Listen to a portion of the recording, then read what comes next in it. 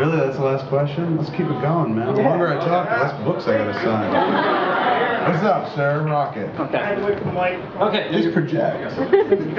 I heard you're directing and writing an episode of Heroes Origins. I'm just which I'm quite pumped about, by the way. Right on. Don't hold out hope. It'll probably not be good.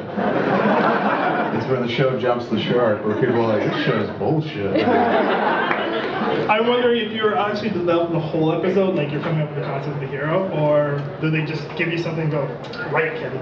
They told me I could write and direct it, so that was kind of cool, you know, rather than just handing me a script and saying, go do it. But I was just like, I can write any story I want. They said, yeah. I said, well, I want to write an episode about the two gay heroes. They were like, who's that? I'm like, the Japanese dudes. They're gay, right? And the guy's like, not really. You don't watch the show much, do you? I was like, what I've seen, those dudes are one cock and a mouth shy of being gay.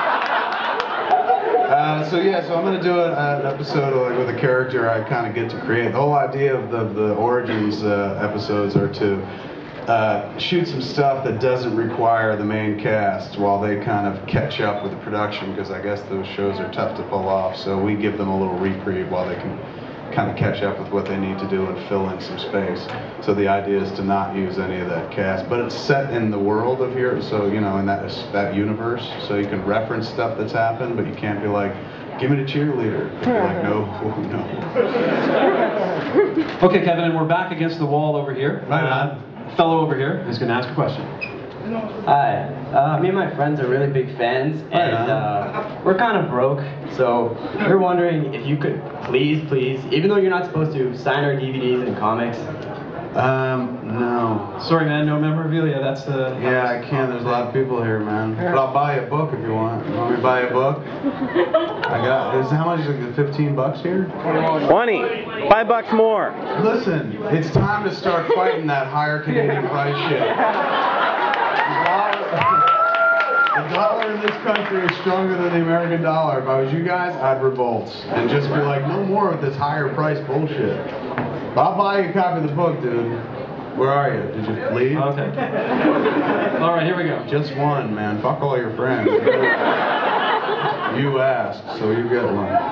Yes. Okay, I got a question for you. Yes. So you've been in every movie and any movie in the past year. You got cameos in like Superman and Doomsday, you got cameos in Die Hard. So you must get asked to be in movies all the time. What's the one movie that you turned down that you wish you were in? Essentially, you've seen me in everything they've asked me to do. And you're like, yeah, I'll take that job. What's that? So basically you're saying that anybody who comes up to you, you're like, I'll take that job. As long as I get to keep my shirt on, absolutely. If they're like, you might need to remove some clothes, I'm like, nobody wants to see that. But yeah, I pretty much say yeah to everything. Not really, the guy's like, wow, that's sad. It's true. Okay, one last question. Who would like to ask a question? Okay, I see a gentleman back here. Make it genius, man. Okay, this is your one chance. You got a suit on. You look like something like a professional. Well, I came straight from work. Where do you work? Pardon me? Where do you work? I work for a record label. Right on. It's You not that probably just exciting. could have like called my agent to get a book.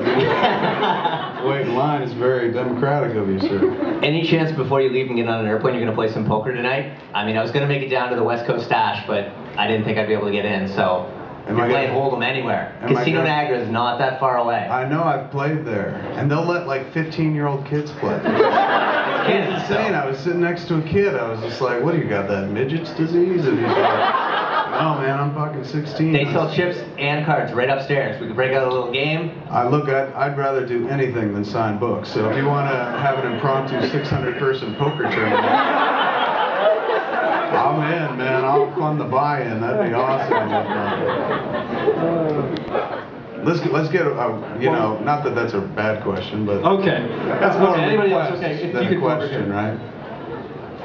This guy's smart. Who is it? A girl? Right on. Finally. It felt like a sausage party for me. A lot of dudes and stuff. I've been wondering this for a while. Yeah. Why does Jay call you Moose?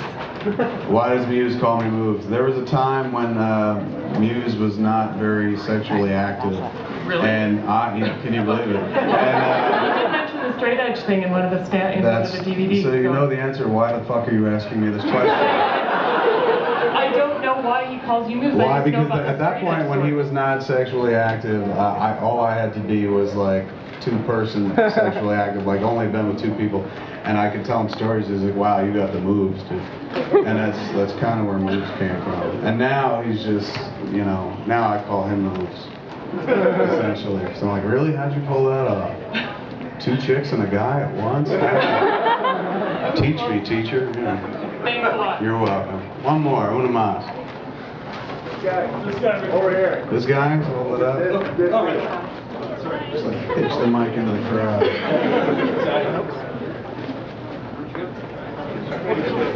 Is everyone ready for the season to begin? We're in preseason right now, right? Is there anything in your career that you haven't accomplished yet that you're looking to do before you retire? No, it's weird. No, not at all. Like, my old lady was asking me the other day, she's like, "What is it that you still hope to do?" And I was like, really, just status quo? And it doesn't turn chicks on, when you're not ambitious and whatnot. So I didn't get laid, but it was, I don't know, there's nothing out there that, I said, I guess it'd be kind of nice to make a movie that made $100 million. She's like, well, you could work toward that by changing what you do. And I was like, I'm not that interested in it, I'd rather make movies where people curse a lot and whatnot. So, I don't know, there's really nothing. It's not like there's nothing left, so I might as well kill myself, but there's just nothing that I've left, nothing professionally that I'm like, oh, I must do that before I die. I would like to be able to look down and see my dick again one day. But that would require work as well, like drop some serious pounds where I could be like, there it is. But, you gotta be a little ambitious to pull that off, and I don't have that kind of ambition either.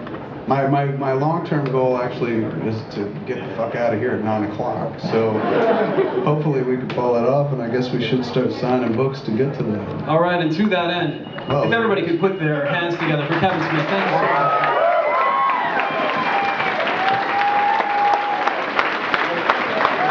We're going to have Kevin's going to sit down, we're going to get set up in a couple of minutes, we're going to get to the signing, and we're going to try and get Kevin out of here by 9 o'clock. Thanks.